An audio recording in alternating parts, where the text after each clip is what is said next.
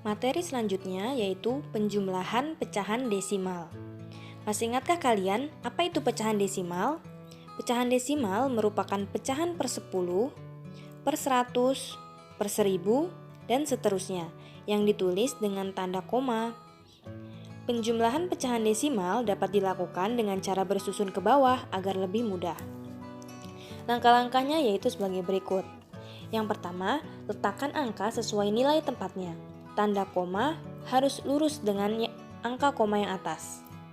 Yang kedua, jumlahkan setiap angka seperti pada penjumlahan bersusun ke bawah. Yang ketiga, jangan lupa untuk menuliskan tanda koma pada hasil penjumlahan. Untuk lebih jelasnya, perhatikan contoh soal yang pertama. Yang pertama, 0,37 ditambah 0,5 sama dengan titik-titik.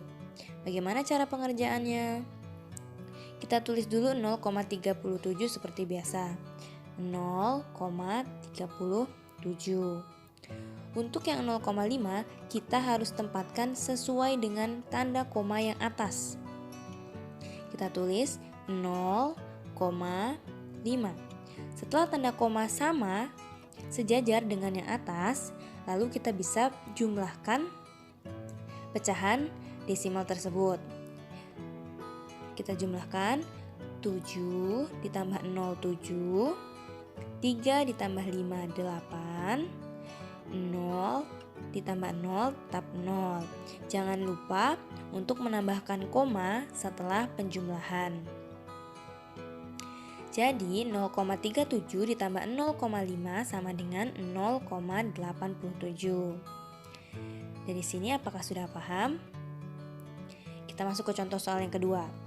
Contoh soal yang kedua yaitu 0,15 ditambah 0,642 sama dengan titik-titik. Seperti biasa, langkah yang pertama yaitu kita harus sesuaikan dulu nilai tempatnya.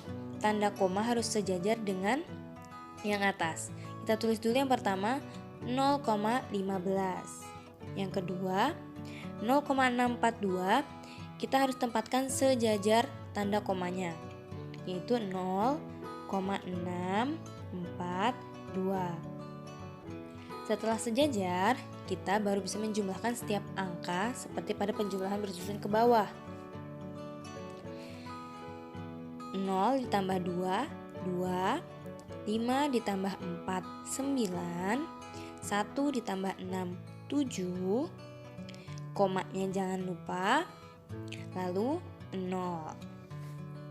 Maka 0,15 ditambah 0,642 sama dengan 0,792. Materi selanjutnya yaitu penjumlahan berbagai bentuk pecahan. Berbagai bentuk bilangan pecahan dapat dijumlahkan.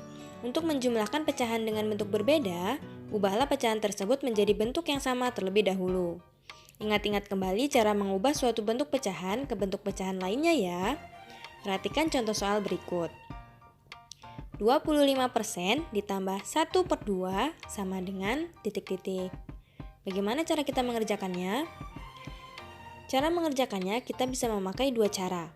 Cara yang pertama yaitu kita mengubah dulu persen menjadi pecahan biasa. Ingat-ingat bahwa persen yaitu per 100. Maka 25% kita dapat tulis menjadi 25/100. Jangan lupa untuk menyederhanakannya ya, agar kita gampang untuk menjumlahkannya. Bentuk sederhana dari 25/100 yaitu kita bagi dengan 25. 25 dibagi 25 kita dapat 1, 100 dibagi 25 kita dapat 4. Maka bentuk sederhana dari 25/100 yaitu 1/4.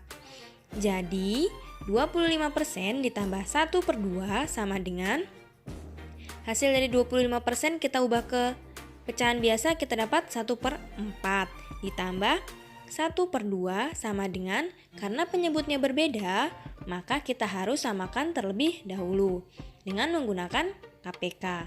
KPK dari 2 dan 4 yaitu 4. Lalu bagaimana? 4 kita bagi dengan 4 dapat 1, kita kalikan dengan 1 dapat 1. ditambah 4 dibagi dengan 2, kita dapat 2, kita kalikan dengan 1, terdapat 2. Karena penyebutnya sudah sama, maka kita tinggal menjumlahkannya saja. 1 ditambah 2 yaitu 3, bawahnya tetap sama, yaitu 4. Maka 25% ditambah 1 per 2, yaitu 3 per 4. Untuk cara yang pertama, apakah sudah paham? Kita lanjut ke cara yang kedua ya. Cara yang kedua yaitu kita ubah pecahan biasa menjadi bentuk persen. Ingat-ingat kembali kalau persen yaitu 100. Maka kita bisa tulis 1 per 2 dikali persennya 100%. Maka 100 kita bagi dengan 2, kita dapat 50%. Jadi 25% ditambah 50% sama dengan 75%.